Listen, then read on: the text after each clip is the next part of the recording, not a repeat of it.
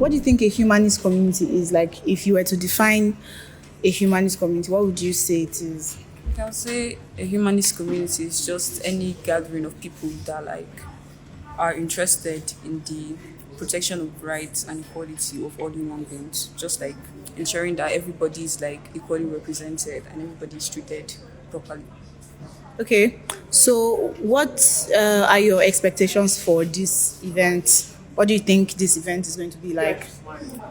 Okay, so basically, I just want to I came here basically just to hear from other people and know more about patriarchy and just interactions with people that actually understand the topic and are into it. So Okay, thank you. So my own understanding, from the meaning rational, means doing something for a good or genuine reason. Okay. So if you say humanist, rational humanist community, right, should be something that really favors we woman, All right. not regarding regardless of the gender or Okay. financial status or anything like Okay. that. For me, I think it wasn't planned. I was just looking for a place to read and also I just got Okay. in here. Okay. So So you're just seeing how it goes. yeah, so seeing Okay. something that involved being community. Okay. Oh, let me give it a try. So I'm being optimistic and open for every great thing that will be. All right. Thank you. I think it's just a community of people with their values, and then they work towards promoting their values or working towards each other's progress. I want to see if it's the idea of the humanist community I have in my head, if that is what this is about, or something more, something different. Okay, what you said earlier, is that the idea of the humanist community that you have? That I have in my head. Okay. So I want to see If it aligns. Yes. Oh, okay. Okay. All right. Thank you.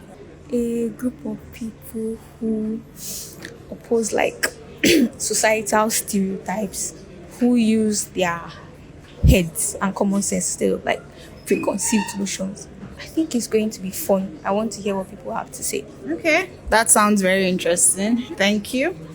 From the word itself, it's a gathering of people who have shared values. And one of those values are built on empathy, community building, and anything that's sort of uplift humans as individuals. Okay. My basic expectation is that we can sort of enlighten people on what it is to be a humanist and what it is to be in a community like this. I believe there should be something similar to a gathering of people or a community that have more holistic views or similar views to occurring things as compared to the more segregational ways of thinking. I'm kind of leaving it open. I came here on the whim. I have no idea what I'm in for, so we'll find out. Okay, I guess we'll all find out then. Yeah. All right, thank you very much. My name is Timilene Fadimiri Fortune, but my pen name is Timmy Fortune. I am a graduate of philosophy, University of Lagos. I want guys are clapping. I'm a graduate of philosophy, University of Lagos. I am a creative as well. I am a filmmaker. I'm an artist. I make music, mostly jingles, advertisement music. So if you have maybe a company and you want us to whip up an advert for them, you can buzz my line. I'm a writer as well, an author. I have a pile of books that nobody wants. I'm going to push it on everywhere before you leave. So it's cheap, please buy my book. So what else do I do? We have work, just bring it. Don't worry. Don't worry about as long as work, bring it. I'll tell you when I do it or I don't do it. Mostly what? Bricklayer. Well, technically, but no. I studied building at the University of Obafemi Awolowo University for 3 years. Then I dropped out and I went to UAE to do philosophy. So I know a little about building as well. Yeah, I like to consider myself a creative, maybe not a philosopher, but a creative, basically, and a commentator as well, because I'm very opinionated and I like to drop my unsolicited opinions on a wide range of topics. The whole reason why I set up this organization is so that I can have people to share my unsolicited opinions with. And people who also like sharing their unsolicited opinions have people to share their unsolicited opinions with. And apart from that, I also set up the Rational Humanist Community to, thank you for clapping. If you want to clap, clap.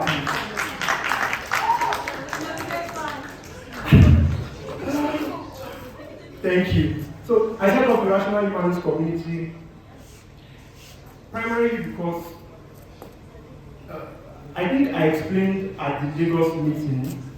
If you were not there, you can watch the low quality broadcast on Instagram. If you listen carefully, you will hear everything I've said. But I'm going to just give you a short recap. So I started the Rational Humanist Community because humanists, rational community. I needed a space where people who prioritize reason, logic, humanist values like equity, equality, rationality, science, evidence, basically all the values that have progressed society to this point, right? We need more of those things. Don't you agree? We have so many societies or so many communities. We have religious communities, we have school communities, and every community exists to satisfy or to build a part of every human being.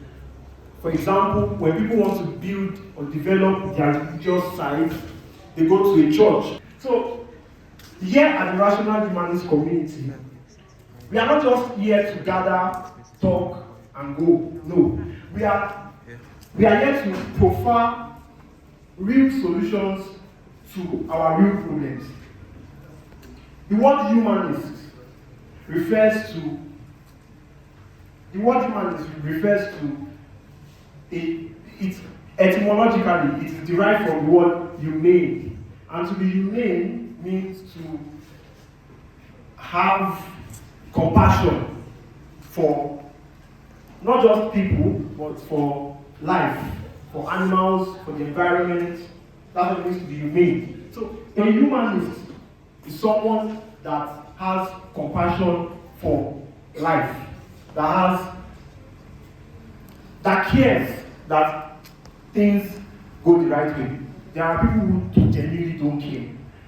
They don't hold such values.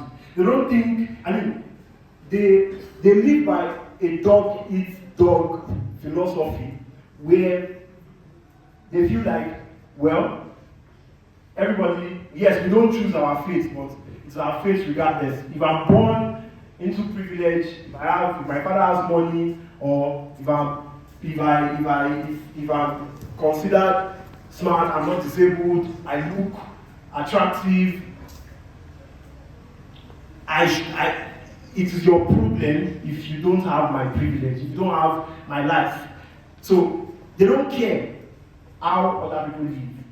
Now that is the opposite of humanism. Humanists actually care. So if you don't care, maybe this is not the place for you, because there are people that care about how other people live, especially people that are different from us.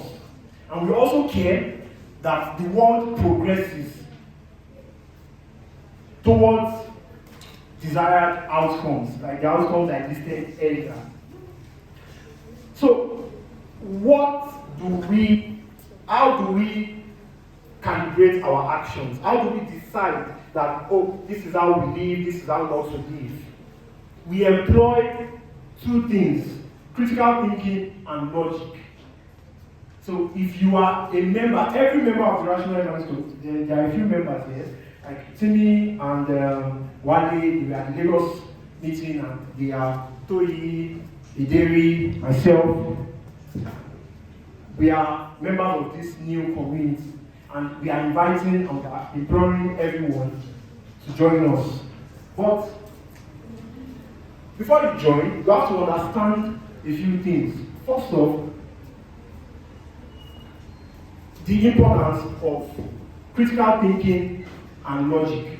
Now, at the Lagos meeting, I said that at our subsequent meetings, we are just going to share a flyer or a tract to any new person that comes. In that tract, we are going to explain logic, like a crash course on logic and critical thinking.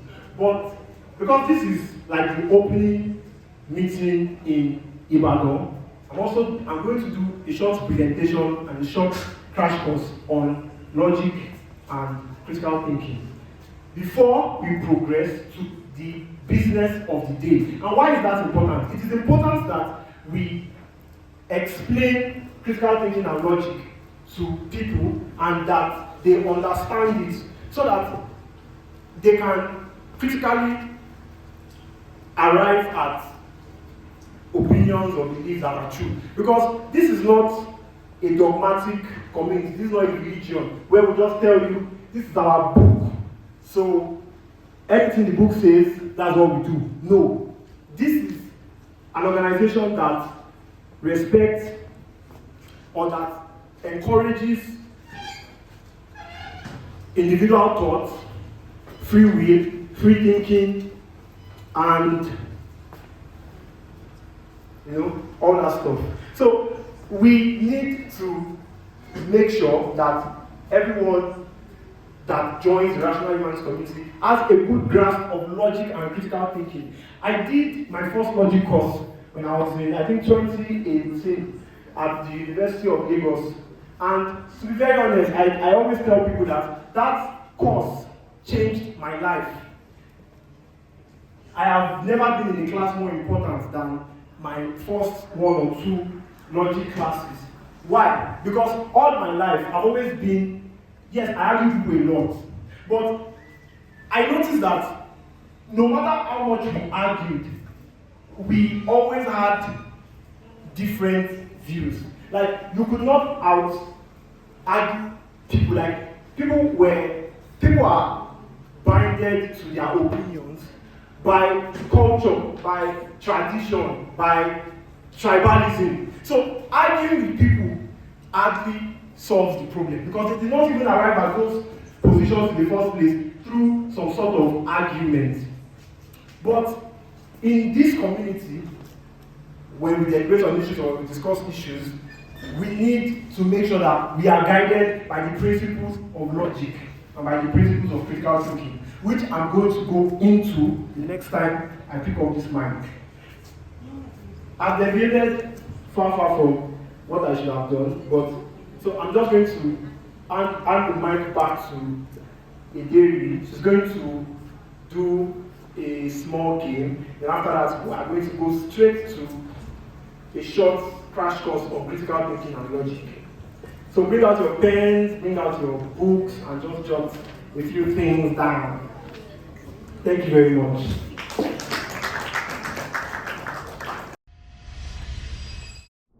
Something is lacking. Something is lacking.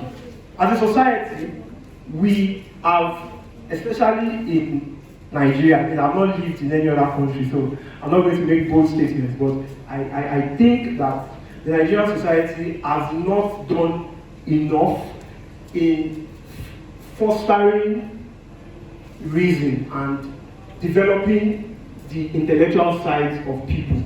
You see, Nigerians are extremely anti-intellectual. It's crazy. If you can string 10 sentences together correctly, the average Nigerian would probably mock you and tell you that Alakowi or Oloyipo or whatever. I mean, it is a flaw. It is an insult that you actually read and you know things that are true. But this should not be, right? It shouldn't. So I built the National Humanist Community because I wanted a space where people could just come, not just share ideas, but to also implement those ideas. In Europe, they have an era that they call the Age of Enlightenment, right? How many of us know of the Age of Enlightenment? The Age of Enlightenment was fostered or was brought to fruition through the help of philosophers, sociologists, psychologists, a lot of intellectual people actually. And what was the Age of Enlightenment? The Age of Enlightenment was basically a phase in the development of Europe where people moved from faith, from superstitions, from intuition, from all these methods of inquiries that have failed at getting us to what is true. The goal of every intellectual endeavor, the goal of thinking, is to find out what is true. And apart from finding out what is true, it's also to find out what works. And to find out how to organize ourselves. Because humans are social animals, right? We are not tigers. We don't live solitary. We live amongst ourselves. We build systems that require everyone to function for them to work. And just because we live in a society, there are going to be frictions, there are going to be issues, because we are not the same. I always say that the only person you cannot have issues with is your clone. And the reason why you will not have issues with your clone is because your clone is you. Your clone agrees with everything you say. Before you say it, your clone already has thought of it, because your clone is you. I mean, identical twins share like 99.99% of DNA, yet they still have disagreements. Why? Because their experiences are still subjective, even though they share the same DNA and they look alike and they have the same intellect and their mother dresses them the same way and they meet the same people, they go to the same places, they still have differences. This means that differences are I would say, I don't want to say fundamental parts, but it's something we cannot get rid of when it comes to human social interaction. So instead of we cannot make everyone the same. What we can do is try to understand ourselves, try to understand our world, so that we can get the desired outcome, we can get the desired results. And what are the desired results? A longer life expectancy. I mean, everyone wants to live long, right? More wealth, more money, good health, peace, shelter, food. So at the end of the day, we all will need the same things. Maybe we don't want the same things, but we all need the same things. And we need spaces where we can come together to rub minds and create solutions to our problems.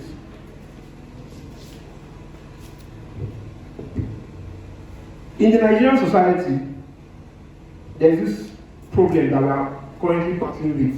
I'll not say currently, we've always battled with it, but it is tribalism. Now, tribalism is an age-long problem. Even before humans evolved into Homo sapiens, there was always tribalism, because people lived in their small tribes, in their small families, in their small cells, and they are more likely to favor members of their tribe.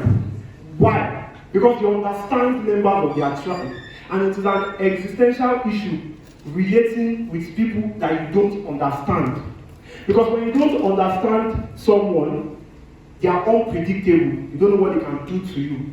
That's why you will not live in the same room with someone you just met, because they can stab you the next morning and sacrifice you to their gods, or they can steal from you. They can do whatever, because you don't know them.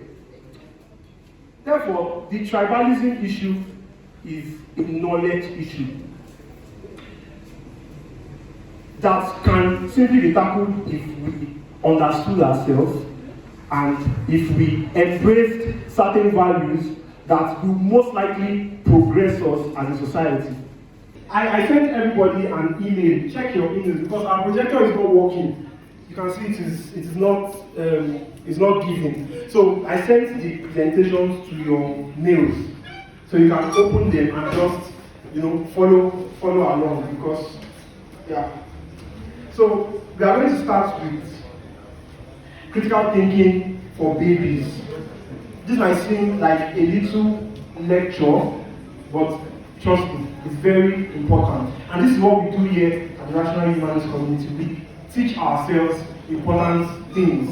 This is the first meeting in Ibadan, and that is why I'm going to be doing most of the teaching. In subsequent meetings, I am very sure every one of us has something that the other person does not know. So we will all be given a chance, a platform to speak and educate everybody. Also, I did not mention earlier, I wanted to say that we are starting something called the Rational Humanist Magazine, and we're also starting the Rational Humanist Media. So what do these groups do? What they do is platform your voices.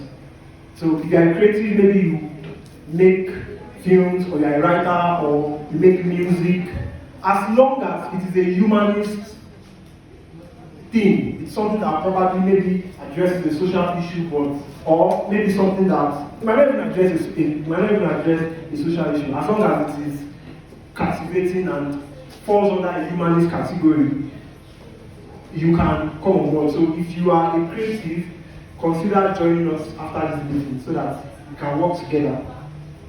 So I begin. Critical thinking for babies. I'm just going to be fast. That's why I shared a presentation. So what is critical thinking and what is the point of thinking critically? Critical thinking means carefully checking and questioning everything you hear, read, or believe. It is like being a detective for the truth, making sure things make sense before accepting them. And critical thinking requires a skeptical attitude. If you are going to question whatever you hear, I mean, there is so much information going around on WhatsApp, on the internet, on so many. And one thing I want to know is that most people that share information out there, they have something called an agenda. They have a reason for sharing the message. Nobody enjoys, because it's a very tedious task to share information with people, whether as a news media or as an influencer or as a politician. No matter who you are, as long as you are sharing information to people, you are doing a very serious task. So most times, it is not an altruistic endeavor. It's not something people do because they just love doing it. They do it most times because there is an agenda. There is a reason why they are doing it.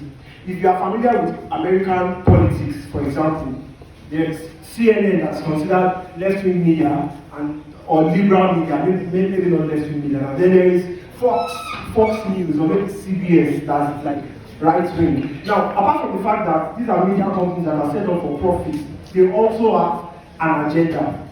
They have a point of view that they are trying to make popular, or that they are trying to make people see the news through. So they can both be reporting the same events, but the messaging and the language and the imagery is going to be is going to reflect their agenda.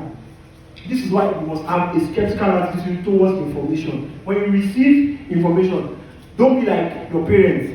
Share this with 22 people and you will die before midnight, and instantly you just start sharing. No. You must have a skeptical attitude towards information, because it's dangerous for us to assume that all information is accurate and complete. Now, any information can contain any number of problems. If you are not aware of that fact, you may reach conclusions to take actions based on erroneous or incomplete ideas. By developing critical thinking skills, you can make more informed decisions, achieve deeper understanding of yourself, others, and the world. Now, examples of things that we need to be careful of. Now, there are fallacies embedded in advertisements, for example. What are fallacies? Fallacies are errors in thinking, errors in reasoning. Sometimes a statement is packaged in a way that it seems true, but it's not. For example, I can develop an app and partner with Techno and then sign a deal that ensures that my app goes on every Techno device that goes out. Now, if Techno sells 1 million devices in a period, I can run an ad and say, my app is trusted by 1 million people. Now, that is something called a bandwagon fallacy. First off, the fact that something or an idea is believed by so many people, or a product is used by so many people, does not mean that it's a good product. Does not mean that it will satisfy your needs. Does not mean that you get value for your money. Does not mean that it is a good idea. For example, if you go to a place where they do jungle justice now, everybody, the mob, is trying to kill somebody for something that they did. Now, if you give it to the atmosphere, you become part of the mob. Now, that is what the bandwagon fallacy does. It's like trying to pressure you, peer pressure. Now, this is just one of the numerous fallacies that advertisements use. I make advertisements, so I know that we make use of fallacies a lot because we want to compel people to use that product, and that's how we end up buying rubbish or buying something like this is not even good. You fell for the advertising or you fell for the influencing. So if you have critical thinking abilities and you have good critical thinking skills, you are less likely to fall for such problems. Secondly, political propaganda. Political propaganda. Now, propaganda is not necessarily bad. Propaganda is just an easy way to share political information. For example, APC change. Change is a propaganda statement. If you ask, okay, how do you really want to change the country? If they give you a 1-hour explanation, you might not find a lot of change between what they are trying to do and what the previous administration has been doing. But they will tell you change because they are trying to compel you to believe it, or yes, we can, or my body, my choice. These are propaganda statements. They are not necessarily bad, and sometimes they are true. There are some elements of truth to them, but they are phrased in a certain way, and that's why they are called propaganda. Now, if you have critical thinking skills, you will be able to identify propaganda because propaganda is flying everywhere. There's Russian propaganda, there's American propaganda, there's Nigerian propaganda, there's APC propaganda, there's PDP propaganda, there's Labour Party propaganda, there's Yoruba Ronu propaganda, there's propaganda everywhere. Now, you need to, anytime I'm on the internet and I'm scrolling and I see people that are falling for propaganda, I just shake my head because the propaganda is exactly bad. But when you are a zombie to it and you cannot identify that, oh, this is actually propaganda, and you just fall completely for it without questioning it. It is an indictment on you, and it is a reflection of the fact that you do not have good critical thinking abilities and good critical thinking skills. So the first step in having good critical thinking skills is having a skeptical attitude towards life, towards things. Question things. Question gender roles. Question gender dynamics. Question your religion. Question authority. Question advertising. Question everything, because it is through questioning that we can arrive at what is true and what is good and what serves us, and we can now separate what is useful from what is not. Also, confirmation bias. Good critical thinking skills help us avoid confirmation bias. Confirmation bias is basically when you use new information to confirm your preconceived notion, like an information that you already held. Now, when confirmation bias sets in, a lot of times people don't know. Reason being that they already have something that they believe, right? And we go in search of things that confirm what we already believe. That's why if you are a Christian, you most likely, I'm an atheist, and a lot of my Christian friends, childhood friends, have blocked me or followed me because they don't want to see things from my perspective. And that's where confirmation bias comes in. And it is quite normal because me too, I plot certain people because I don't want to see what they are saying. But we must employ a high level of skepticism so that we don't live like an echo chamber where everybody around you is saying the same thing, everybody believes the same thing. Behaviors like this make us, step into cult-like behavior and extremism and all that. So it's important. As much as we don't agree with people, it's important to understand their views and listen to them. And critical thinking skills help to avoid confirmation bias. When you see an information, instead of just believing it because it confirms something that you already know. Like sometimes I see an information that is favorable to me. For example, there is this rhetoric that a lot of atheists like to spread. They say atheists are smarter than religious people. Now, if I wanted to give into my confirmation bias, I would say yes, and I will seek out information that validates that point of view. I will look at maybe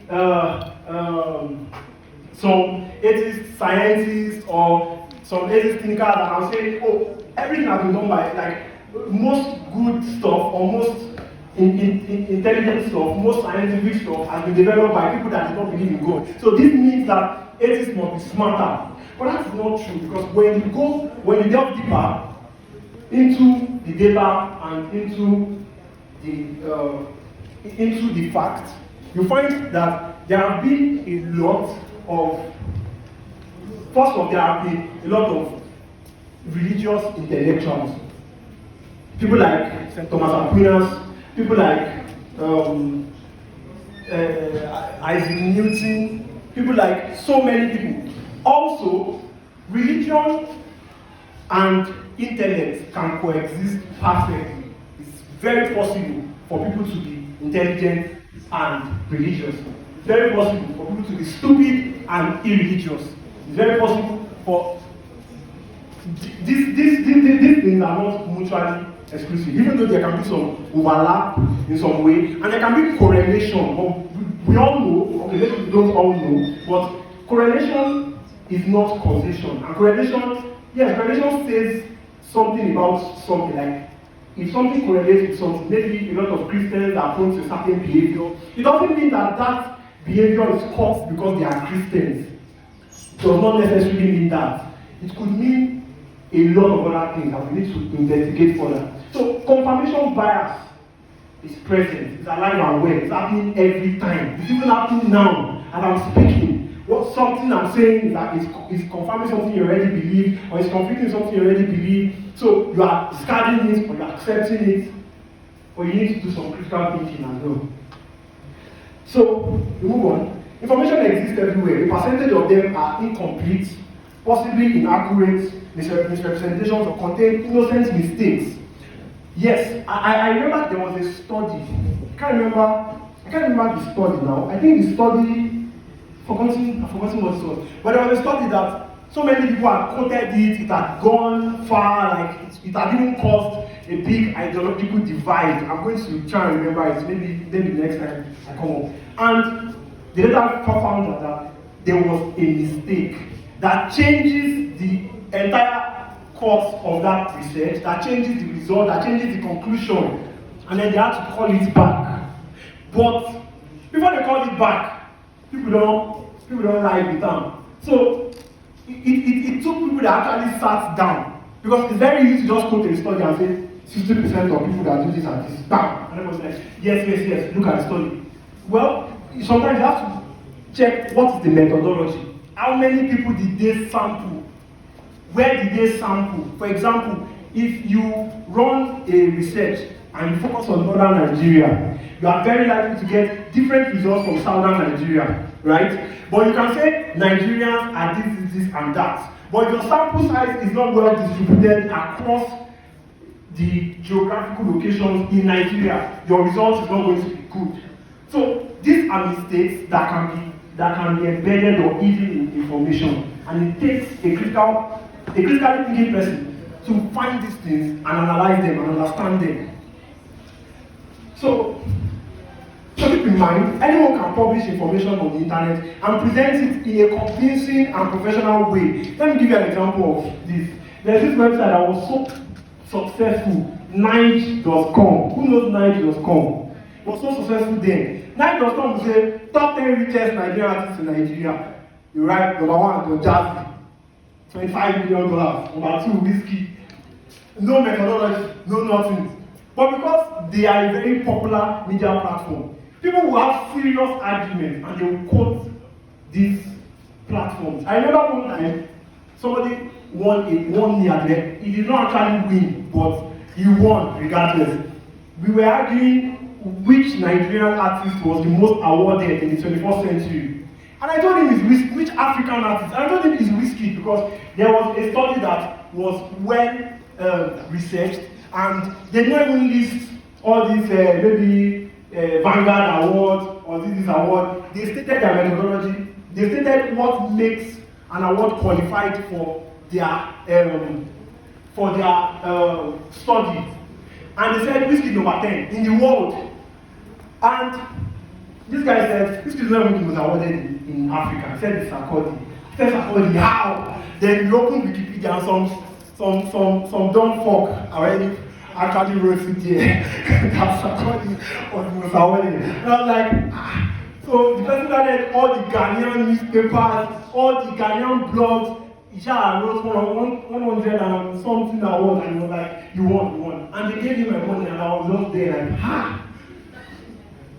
So, yeah, anybody can put information out in a professional way. During election, you see this a lot. You see a new media company just pops up.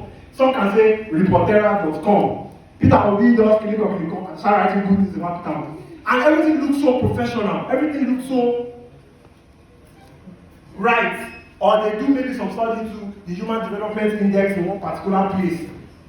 First off, we don't even have the tools or we don't have the apparatus to really measure very precise HDI in Nigeria. But some paper will just publish some half-baked study and everybody just buys into it. Another one is this IQ studies. First, in that IQ results or IQ tests are highly, experts are divided on how acceptable these tests are or the veracity of the test. But they agree, they all agree that the test reflects some level of intelligence on some certain level and correlates with so many things like good wages, lower propensity to crime, and all that. But there are so many, there is, first of all, intelligence can be a very political term, or a very, can be a very political term. Okay, now, how sometimes somebody just speaks maybe a lot of English, and the person is very good, has a very good command of English, and everybody says this person is intelligent. In ancient Greece, there was a group of people called sophists. Now, if you read the works of Socrates and Plato and the other Western philosophers and the Socratic Western philosophers, you see that they were always at war with sophists. They did not like sophists. Why? Because sophists were wordsmiths. They were debaters for hire. They were lawyers. They were good orators. But there was no substance. There was no logic. They were just good at swaying people. And this was a time when people did not have access to libraries, people could not cross-check things. Or somebody just comes and says, I don't know, blah, blah, blah, whatever they say. And everybody just believes it. Now, there are a lot of sophists in this world. There are a lot of sophist media, a lot of sophist speakers, a lot of sophists that there is no okay, let me give an example. I'm sure many of you are Muslims and Christians. Now, I saw one video recently, and the pastor was saying that the answers to your prayers come from within. And he was saying it in such a convincing way with good background music and a lot of Christians, not a Christian, but I knew that was bullshit. A lot of Christians fell for it. Now, the Bible is very clear that the answers to prayers come from above, not from within. But because it sounded nice and it coincides with some ancient wisdom, or it looks like common sense, or the man presents it in a way that is nice, adds a few flowery words, and everyone just buys it. So, critical thinking, very important. Anyone can put up a media news and put it in a professional way that sounds good. Now, so how do we know what is true? How do we find what is true? In a world where there is agenda, there is misinformation, there is disinformation, how do we know what is right? First of all, always conduct multiple sources and compare them. Track down original fact sources and read from diverse perspectives. Someone can write a paper now or an article and say 50% of women are this, that. Track down the source. They must give a source. They can't just say it is this because of that. Most times, the article is reporting some study. And even when you are reading the study, you will still go to the bibliography and look at the sources that they quoted and confirm the veracity of these statements. Now, it's a very tedious process, of course. It is. And this is why bigotry and stupidity is very widespread. Do you know why? Because it is easy. It is easy to be stupid. It is much easy to be bigoted than to actually take the time. Okay, now, for example, like I said, humans need information on other people so that they don't feel threatened, so that they can understand themselves. Now, it's very easy for someone to say that, Yoruba women, Yoruba people, they are traitors, don't do business with them. Now, that's a very simplistic explanation that does not require much thinking at all. It's very simple. So, bigoted ideas are very simple. Misinformation is very simple. Most of these are put in simple formats. Now, if you really want to know what is true, then you have to be able to put in the work into finding them out. Because if you rely on simple information, trust me, you'll be misled. Because if you just do a little bit of research, you will find out that you can find out what is true and what is false. So, also give yourself spontaneous reading. Give yourself to spontaneous reading. Read a lot of stuff. Because sometimes, when I read something, I don't know that this thing does not make sense. Because I've read other stuff that I have used to, check and balance it. And I just know, this is no add up. So, give yourself to spontaneous reading as well. It's very important to save you. Instead of adding, there are a lot of intellectual people already. Don't be one of them. Be different. It's easy to be anti-intellectual. It's very easy. You just have to continue living your life the way you are living it. But to be much more, to understand the world better, you need to put in some work. And it is not an exercise in futility. It is not a full-time thing. It will serve you actually. It will serve you in your business. It will serve you in life if you just, give yourself to clarifying things and knowing the way the world really works. Yes, sometimes it can feel lonely, when you are around people that they don't do these things and it just feels like you are always uptight, or you see the world from a different lens and you're like, I want to be ignorant again, because ignorance is not bliss. Don't let them win. So, questions to ask when you encounter information. First off, is the provider of the information qualified to share it? Yes. This is where, so it can be an appeal to authority fallacy, but it is necessary sometimes. For example, if I want to read something about my health, I know the sources to go to because I know the sources that have proven sometimes to be to put in the work, maybe like Healthline. But I know that Healthline too sometimes, many of the articles are garbage. Maybe they paid one freelance writer that they gave to write 10 articles with $50 and he just has to write whatever they wanted to see. Because sometimes you are reading on, there are a lot of women here. Some of you might have PCOS. If you have PCOS and you've ever tried to do a research on PCOS, for example, you will know that in the internet is filled with garbage. Somebody can tell you, don't eat this. Another person tells you, go and eat that thing. Or somebody can tell you, get off birth control. Somebody tells you, get on birth control. Somebody tells you, don't use metformin. I say, go and use metformin. Information. First off, the body of research on that topic is quite limited, agreed. But at the same time, a lot of blogs are trying to get clicks because it is a trending topic, it's a trending issue. So everybody wants to put out an article on it. You must give yourself to research. How do you find out? Don't just go to a blog that simplifies it. Do the work sometimes. Read studies, actual studies, and try to find out what you should do and what you should not do. And speak to the professionals. Googling your symptoms is not always a good idea.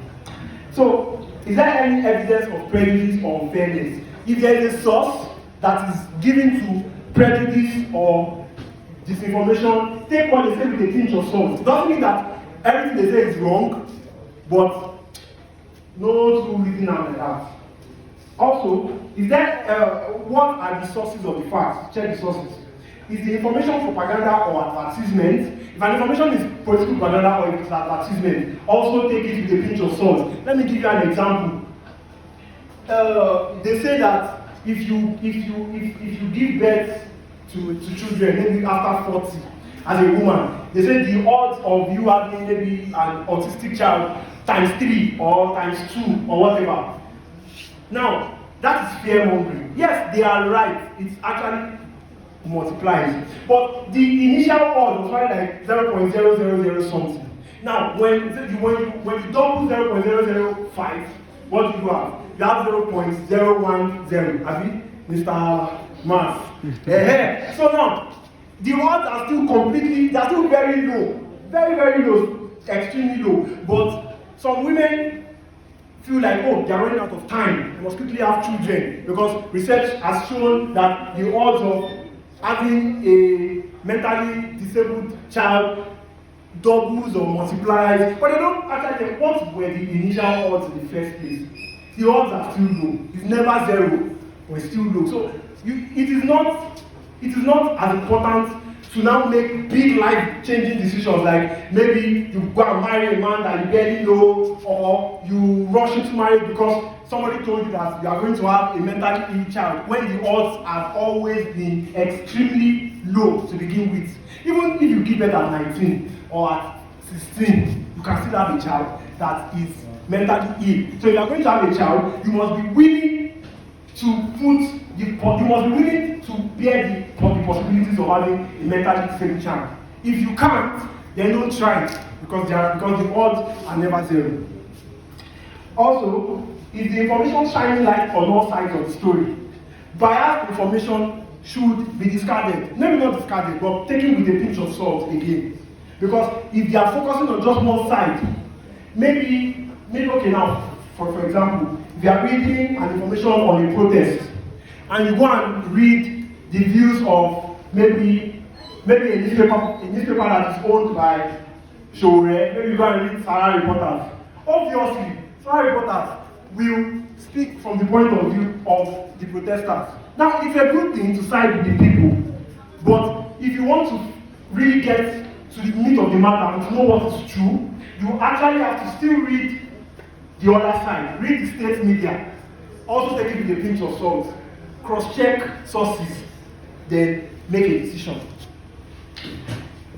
Yeah, then also, what is the method of inquiry used to arrive at that information? Is it just somebody's opinion? Because so many people pull out information from the Bureau of Imaginary Statistics a lot. They just imagine it. Maybe based on their experience. Maybe they met 10 women, and those 10 women were, maybe 9 of them did not like them because they were poor. They say 90% of women will never date a poor man. From where? What's the source? Because if you look at the general population, you still see that a lot of women are pairing with poor men. A lot of poor women are marrying poor men. A lot of rich women are marrying rich men. And sometimes, few times, a lot of rich women are marrying poor men. But it's rare. It's rare. And that's because generally you are more likely to pair up with somebody in similar economic situation as yourself. And that's because the places you go to, for example, you are in UI, because your father cannot afford to put you in Oxford.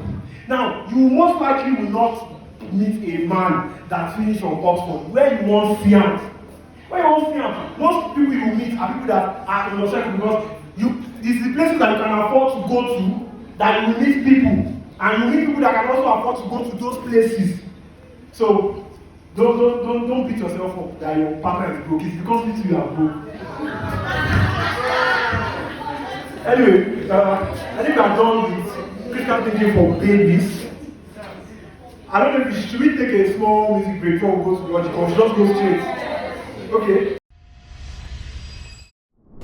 What's the logic? Logic is simply the fundamental rules that guide a system. Every game has a logic. If you play PES now, for example, in PES, you cannot jump from the field, or FIFA, you cannot jump from the field to go and start chatting with the fans, with the NPCs, because the game logic does not allow it, right? Good, that's simply what logic is. So, language also has logic. There are things that are not allowed in language. There are things that are not allowed in science, because we know that it goes against the logic of these things. So that's basically what logic is. So, logic is the fundamental rules that guide a system, or that guide thoughts, or that guide reason. And there are three basic rules of logic. They are just three basic laws of thought and laws of logic. The first one is the law of identity. These laws are very simple, actually. They are very simple. The law of identity. And the law of identity is simply a rule that everything is exactly what it is. For example, if you say this is a red ball, the ball is always a red ball. A red ball cannot be a blue ball at the same time. Abi, if it's a blue ball, maybe you are colorblind, or maybe you have problems in your eye, because a red ball is a red ball. Also, law of non-contradiction. Law of non-contradiction simply states that something can't be both true and not true. Remember, I didn't say false, and not true at the same time, because not is a negation. Anytime you see not in something, it's negating the thing that follows. For example, if you say, I am not a boy, it means that this person is not a boy. If you say, I am not a girl, it means that person is not a girl. So, a person cannot be a girl and not a girl at the same time. It's not possible. So, the law of excluded middle as well. It means that something is either true or it is not true. There is no in between. It's not possible for, if you say, is it raining? The answer will be yes or no. It cannot be raining and not raining at the same time. Right? I know some people might disagree that, no, sometimes it rains in some places, sometimes it rains small. Yes. Context also matters. Now that's where we have context. Within the context of something, it can be true. And within the context, it can, but within another context, the same thing can be false. But within the same context, they cannot be true and false at the same time. And those are basically the three rules of logic. Now, what are fallacies? Fallacies are errors in reasoning. And what are some fallacies? Number one, God of the gaps. Like attributing something to divine intervention simply because it's not currently understood by science. Malaria and smallpox were not understood by science at some point. In fact, Yoruba people used to call smallpox shopono, but now we understand smallpox. We even have a vaccine for it and we beat it. So it means that because something cannot be understood by science yet, it doesn't mean that the thing is special or it is spiritual. It just means that science is a progressive field. Meaning that science does not have all the answers at once. We keep learning and we keep knowing. So it is perfectly rational and perfectly fine to say, we don't know or I don't know. You don't have to make up an explanation every time for something. If there is no, for example, are there aliens? We don't know. What happens after we die? We don't know. Thank you very much. That's all I want. So I think I'm going to give us some time to eat. Then there is a small game on patriarchy. We are moving now to the root of the matter. I mean, we've all done critical thinking and we've all learned logic. So we can now call out nonsense and we can now know what is true and what is not, right? So it's time for us to go into the game on patriarchy. Okay, so Ederi is going to take this game. Now, let me explain the way the game works before she comes on. The game, there are 30 questions, 30 tricky questions surrounding patriarchy and gender roles, right? So, when you pick a number, you are going to volunteer to answer one. You will randomly pick a number between 1 and 30. Then she will call your question and you will answer it, right? Very simple. So, Ederi, give a round of applause for Ederi, please. We've come a long way from the patriarchy or... Okay, let's just go to the first one. So, we have question 1 to 30. So, pick a question and I'll ask you the question and tell me what you think. So, this is just to start off a conversation surrounding the topic that we're going to be discussing today.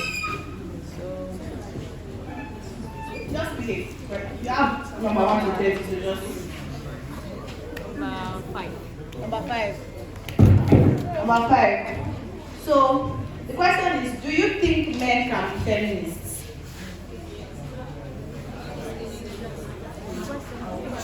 Yeah. Do I think men can be feminists? Do you think men can be feminists? They can. Do you think men can be feminists? Yeah. Okay? They can. They can. Okay, are you going to give us more context or you just... Alright. My friend, choose a number. The father is the head of the house. Question 9.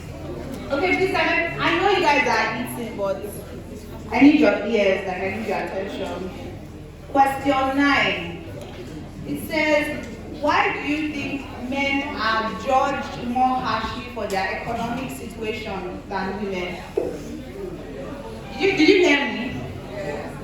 Okay, so why do you think men are judged more harshly for their economic situation than women? Because they are meant, I think because they are meant to be the head of the house, so that they should be capable of taking charge of the home. That is why. That's my opinion. Alright, so when the lecture comes up, we're going to see this question reflect. So we'll see like different sides to the conversation to be able to understand more. Question 1. Question 1. Okay. Question 1. So this is more like a statement. Okay. The gender pay gap implies that men are paid more than women for the same work. Is it a myth? The gender pay gap. We know what gender pay gap is, right? Okay. So the gender pay gap implies that men are paid more than women for the same work. Is it a myth or it is true? What do you think? I don't think it is true. Okay, why? Like men are paid more. Men are paid more. More than women for the same work. The gender pay gap that exists. No, I don't think so. No, I don't even think that men do the same work as women. Okay. They are made to do more work than women, and they are paid more for that because they have the need to have more strength than women. And even if a man is doing the same work as a woman, he is never paid more than a woman. Okay. Moving on. So you choose a number. 30. Let me see. So 30. It says, how does the media's portrayal of idealized masculinity or femininity contribute to, you know what, I'll explain it. Okay. So how does the media's portrayal of idealized masculinity or femininity contribute to unhealthy expectations of women and men? Do you understand what I mean? Kind of. Okay. Like when I say kind of, for example, like when during maybe the case of ritual killings, the way media always portrays it, they always be like, oh, where did the girl go to, what did she wear, and the kind of, so you see the bias against most victims of ritual killings are always female. And then also too, it depends on societies. Like Nigeria is a very patriarchal society.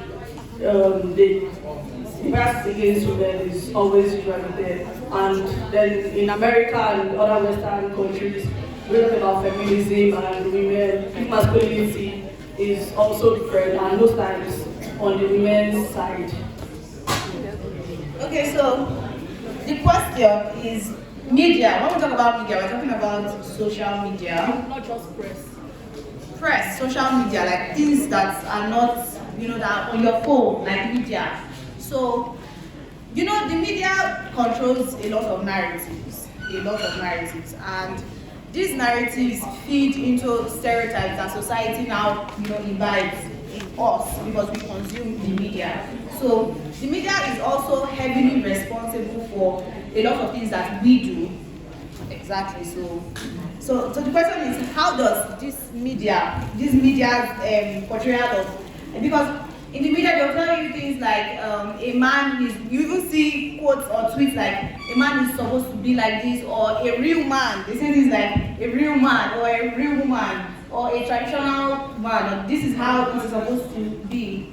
So how has that affected, you know, these stereotypes? Because masculinity, femininity, all these things are stereotypes. They are not real things. They are ideas that, you know, you see and you feel like they are real things and you act on it, so you make them real. Like, do you get what I mean? So that's the question. Do you understand it better now? So how, like the measure? Yeah. So how does the media's portrayal of idealized masculinity or femininity contribute to the unhealthy expectations? Because when the media portrays these idealized expectations and gender roles for men and women, it's, you know, the effect is very, very bad. Like, that's an adverse effect, because a lot of impressionable people, especially young people, they consume a lot of this media and they start having, you see a very young girl, she already has some kind of superficial expectations for a man that she has not even met yet, or somebody that doesn't even know anything about herself yet. She already has, you know, idealized expectations for femininity, masculinity, and, you know, so the media influences, I don't know if everybody can hear me, so the media influences all of this. So I'm just trying to explain to her. Number 8. Okay.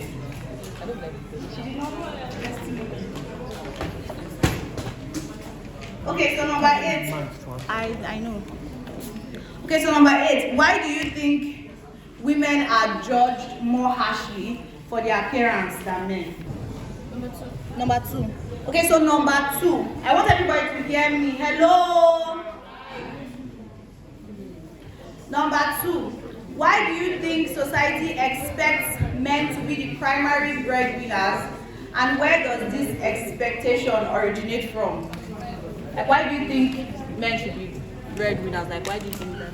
Okay, judging from our current society, I think it's because of the way our forefathers were raised.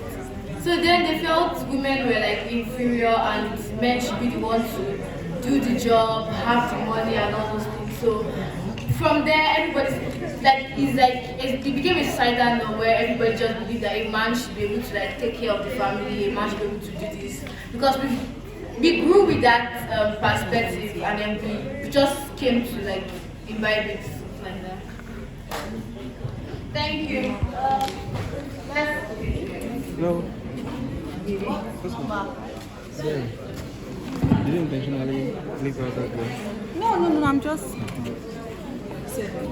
7. Okay. So question 7. Hello. One house, please. Question 7. Are gender roles innate or socially construed?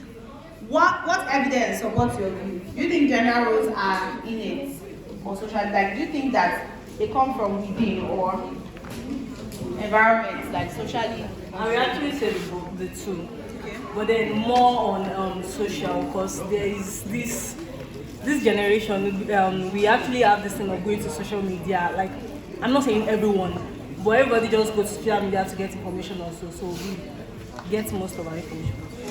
Okay.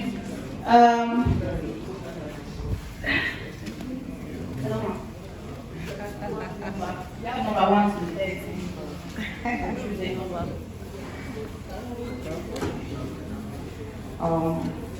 Number 15. Number 15. Okay, this one is interesting. Do you think the concept of chivalry is rooted in patriarchy? Okay, should I explain what chivalry is? Yeah. Exactly. Okay, I think I'll use maybe movies. You see those movies where maybe a man and a woman are going on a date, and the man will be like, "Oh, I have to open your door. I have to maybe, things. These things you see in K-dramas, like what? Yes, what you call gentleman-like behavior, where a man has to be strong, has to be a protector. Yes, like opens your door for you, has to carry, all those, what you call cute, masculine behavior. Yeah. So let me hear the question again. Okay. So, do you think the concept of chivalry is rooted in patriarchy? What is patriarchy? Okay, what is patriarchy? It's the patrilineal system. Okay. If I actually understand the question, to me, we ladies, we actually need someone to make us to feel like we are relevant. Yes. So we actually always want us to feel like I'm there, I'm existing, and so I want to agree with the idea of chivalry, yes. So I want to believe that I don't know of any other person, but me, I'm agreeing with the idea of chivalry. Yes, somebody is talking, somebody is saying into my mic. Yeah. So I think we agree with that idea. Yes, we love to hear about ourselves. We love to be supported, and we love to especially know that we are really existing. So opening door for us, like I want to go in. Can you help me to tie the lace of my shoe and all that? We feel like we want one. Okay. I don't know. This is just an opinion. There's no right or wrong answer. 21. Okay, question 21. You are next.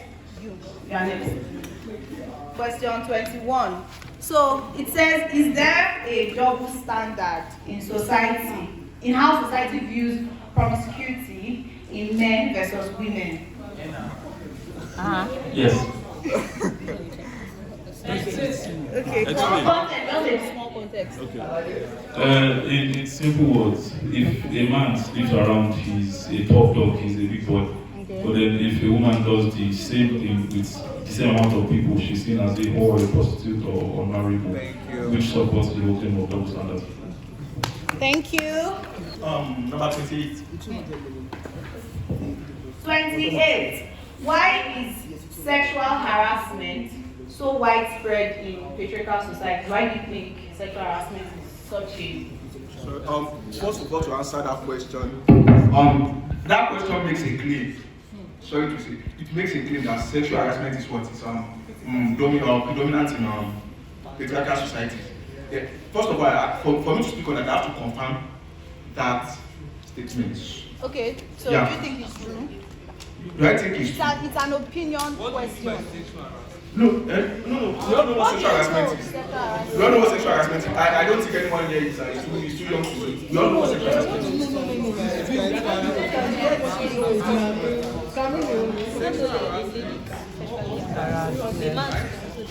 Sexual harassment, more often than not, is construed as a situation where a man harasses a woman, and that is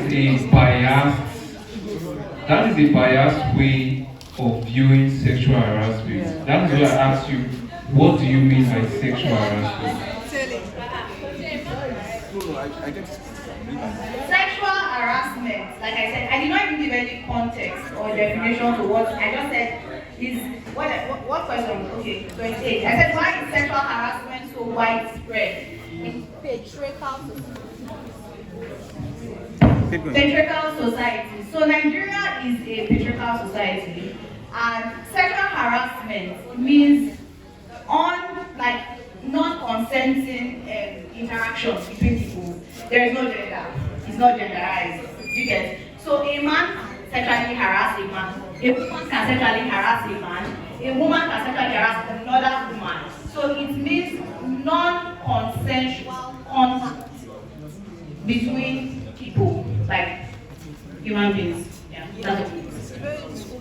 So, I'm sorry, like I was saying, so that it makes a statement. Now, so you can't ask me if I think that statement is true or not, because it is a fact. We are making a fact. It's a very declarative statement. It's a factual statement, not a statement of opinion. Do you think? Okay. When you think or not?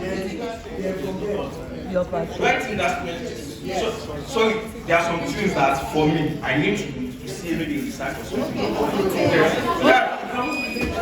sorry. I think I'm sorry, I'm Lagos, I think I do myself anyway. I'm a skeptic. Essentially, that's why. No problem. No problem. Well, I want to give you an assignment. Google how many women in 5 women are sexually harassed every day. Okay, what of the men?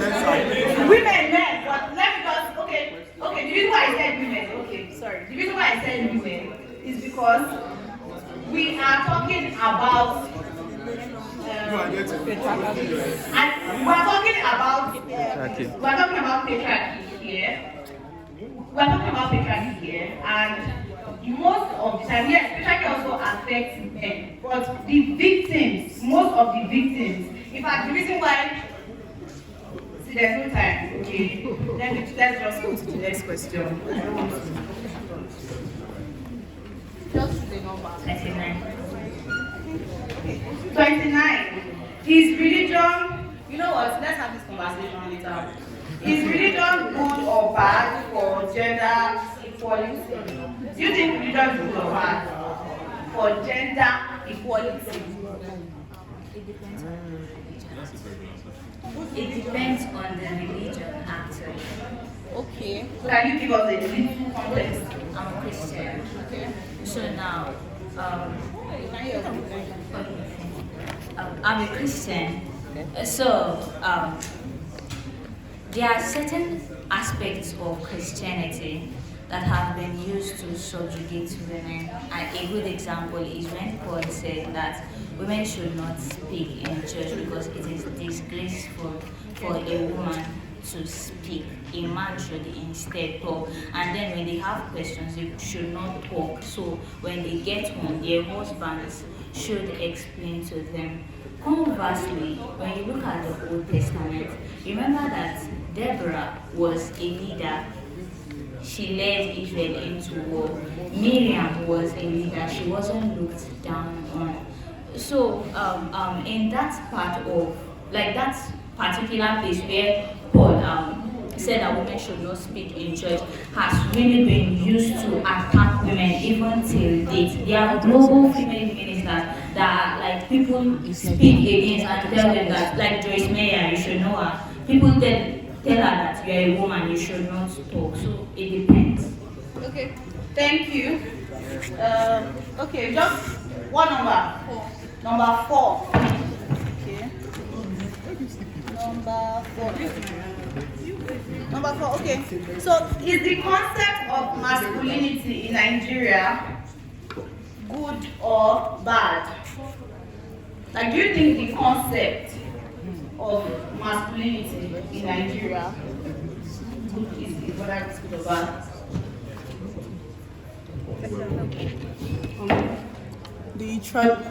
The traditional masculinity we are used to not just Nigeria, but the traditional masculinity in the sense of it is not good for, and not just Nigeria, any country as well. Okay, just tell me the number. Tell me. Just choose a number. Number 5. Okay, number 5. Okay, no, somebody has asked number 5. Somebody has asked 15. Okay, 25. 25. Why is there such an emphasis on women's modesty but little focus on men's behaviors, like modesty? Why? Well, it's cultural, like as we all know. In our various cultures, particularly in African cultures, there's an emphasis on the on women being reserved. There's an emphasis on if there were a psychologist here, he like brought it down to like Sigmund Freud and like Sigmund Freud and how everything revolves around sex. I think our society revolves around sex so much. So like we are like very invested in sexual relations between the sexes, and then we tend to, because like women obviously have like this archetype of like the woman of like the woman be like this the seductress, the Eve, the Delilah. So like everybody is trying to like have like this very conservative approach towards women and Okay, thank you. So I think I will just point and you tell me the number so we can be fast. So number 21. Okay, somebody has asked that. So you follow us on Twitter and Instagram. 13. Okay, 13. 13. So do you think patriarchy should be dismantled? Do you think patriarchy should be dismantled? Yes, they should. Okay. And I don't think it should be stopped because women are already working toward that. I mean, women are already taking their place, like where they're supposed to be, like people stand up. Okay, one number. Okay, when he comes on, you just ask him. Okay. So question 10. Hello, question 10. What do you think is the right way for house chores and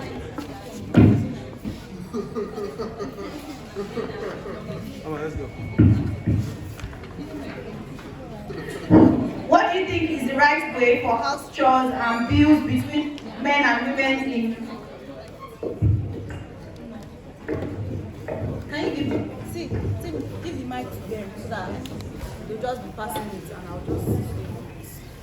Okay, question 10. What do you think is the right way for house chores and bills between men and women in relationship? How should it be shared? House chores and bills. If the woman is contributing to the family, the woman gives birth.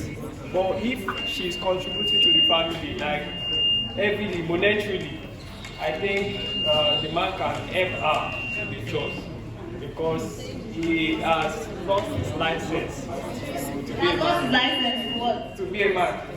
Wow. Okay. Because the society, no, this is what I'm saying.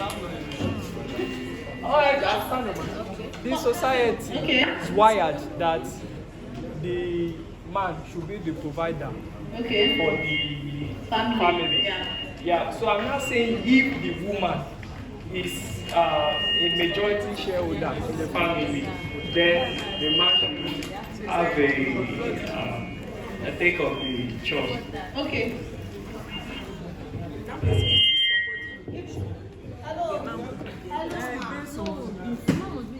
Number 9. 9.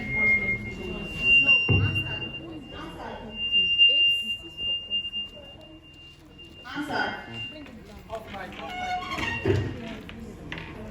Number 6. 6. Do you think patriarchy harms men? Do you think patriarchy harms men? Yes. In what ways? What ways do you think patriarchy harms men? It can harm their ego.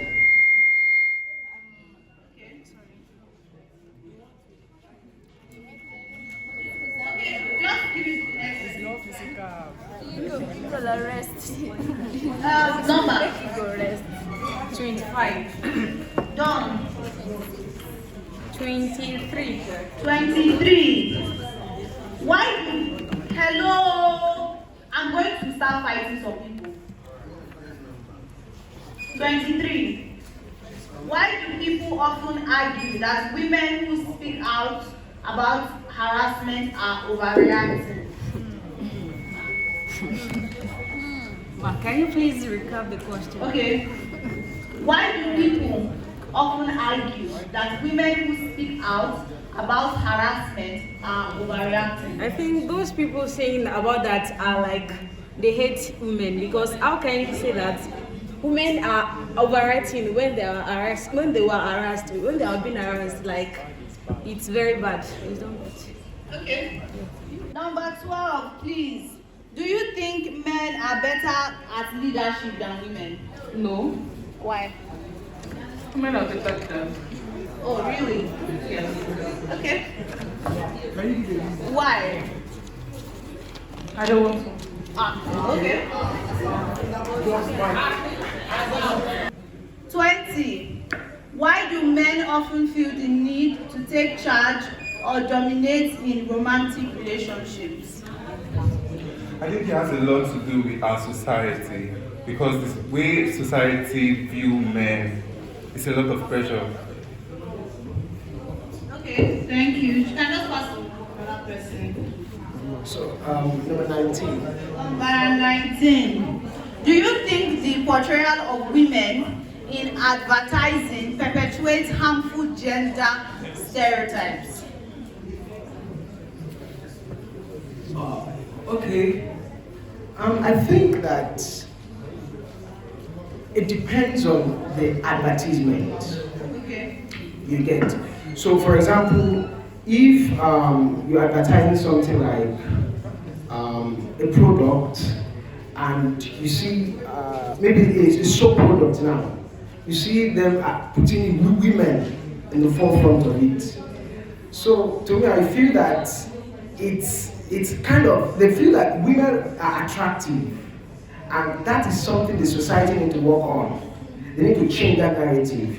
Men are also attractive, because men also use that product. So the society need to work on how they,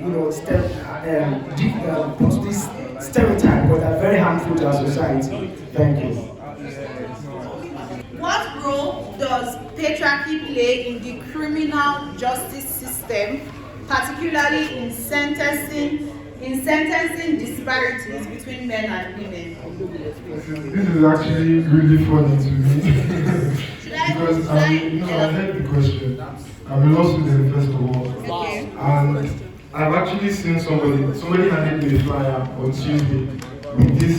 The person was doing research for their project topic. This was the exact thing about disparities in sentencing, and it's similar to the answers to all the questions that people have given today.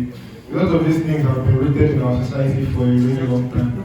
So you find that I think it is easier to believe that a man is guilty of certain offenses or a man cannot be a victim of certain offenses. And at the same time, it is easier to believe that, okay, this is an offense that a woman cannot commit. It's not possible. I mean, for a long time, even today under Nigeria's criminal code, women are not considered to be capable of rape. And It's the guy's fault. sorry. Yes, but yes, there are other laws now that say that anybody can be capable of rape. But I'm just pointing out that because of general standards regarding male and female behavior, there are certain things that men are considered more likely to be able to do and women aren't. So obviously this will affect the ascertainment of guilt and eventually sentencing. Okay. Next person. We have question 3. Okay, 3. Okay, so hello? What's your view on sex work? Sex work, like prostitution. I don't think anybody should do this. I don't think anybody should do it. It's exploitation of one's body. So look for a job that will dignify you. How does the concept, can you hear me? How does the concept of toxic masculinity play into the discussion of patriarchy? What do you think? What do you think toxic masculinity is? Okay. What do you think about toxic masculinity? Actually, for me, when it comes to toxic masculinity, I don't think I'm in support of something like that. You don't think? You are not. Thank you. Every time we invite a third party, especially like maybe family from my dad's side or my mom's side, it always ends in the same way. It's like all the talk that we are saying, they already have a method of conflict resolution that they must follow, no matter the family member, whether it's an uncle, whether it's an auntie, whether it's a grandmother, no matter who it was, the method was the same, whether it's my dad's friend or my mom's friend. And what is their method? Their method is very simple. Please, one ounce. Please, 1 ounce.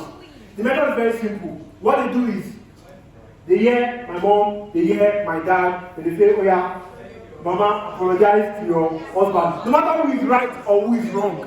I mean, I knew about their issues, so I knew sometimes my dad was wrong. In fact, there was a time that they were fighting so much, my mother asked me to come home from school and observe them for 1 month, then I should see who is at fault. And I told my dad, and they said, yes, do it. Because they were fighting, and I was like, okay. No more stories. Let me just see by myself. Then every little thing that happens, they'll tell me. Everything that happens, they'll tell me. And after 1 month, I gave my verdict, and it did not favor my dad. So he called third party, and they supported him. So the point I'm trying to get at is that no matter what it was, my mother always took the blame.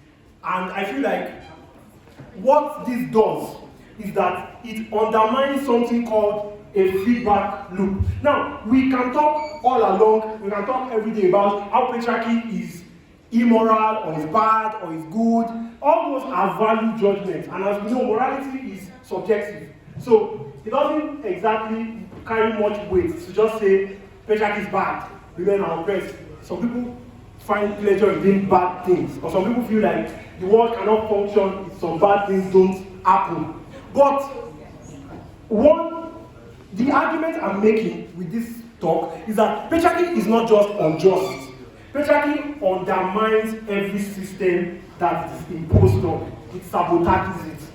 Meaning that it does not, it stunts the growth of systems. And system could be a romantic relationship, it could be an office, it could be a job, it could be a market. No matter the system, when you introduce patriarchy, it sabotages it. How? Good. It sabotages it by impeding or by disrupting the feedback loop. You see, a feedback loop is when a system works, then it takes an output, and then it sends the output back as an input, and it uses that input to send back as an output, like a loop. So it goes like this and like this and like this. An example of a feedback loop is when your body temperature is high. Now, when your body temperature is high, your body produces sweat. Now, the feedback that you now get is that that sweat cools your temperature. Now, that's something called a negative feedback loop. Because a negative feedback loop is when the action decelerates, like the feedback reduces the occurrence of the signal it is getting. And a positive feedback loop is when it accelerates it. For example, global warming. Global warming is sort of like a positive feedback loop where the Earth's temperature rises, ice caps are melting, reducing the Earth's ability to reflect light, further increasing the temperature. That's why we are fogged. It keeps increasing and increasing and increasing, and every time this year was past last this year was past last that is the positive feedback loop. It keeps accelerating and accelerating and accelerating. So systems need feedback loops. Why do they need feedback loops? They need feedback loops because solutions need to be solutions to problems need to be specially designed for that system. For example, in this meeting now, this lady here can become friends with this lady here, and they talk, they have nice conversations. Then the next day, this lady here can call this one at maybe 1 a.m. in the night. Then this one says, I like you, I really like you, but I don't take midnight calls. Please, don't disturb me at night. Now, she gets that feedback, she stops calling at night. The friendship grows. Abi? But if she does not take that feedback for some reason, if she does not communicate that feedback, resentment builds. She just ghosts her. Anyway, most people that have ghosted you is because they had the feedback that they could not give to you. Maybe they feel like there's no point. If they are giving you that feedback, or they gave you and you did not work on it, then they leave you alone. So every system needs some sort of feedback. Every relationship needs a sort of feedback. Now, what patriarchy does is that patriarchy is codified in culture and religion. It's written. Religion has written, like she mentioned. Paul said, don't speak in church. Now, no matter how you feel about women speaking in church, you have to follow the rules. So you say, I like women, but that's what Paul said, so they're not going with it. Or your culture, you can say, I think women are good or can do this, but it is against our culture for this thing to happen. So when it is codified, it stops that system from evolving. Because there's a reason why humans evolved the patriarchy. The patriarchy is not completely useless or needless. And the patriarchy is not oppressive, it's not as oppressive in every context. For example, if you study Japanese culture, you will realize that the Japanese have a very good form of patriarchy. Good, quote and unquote.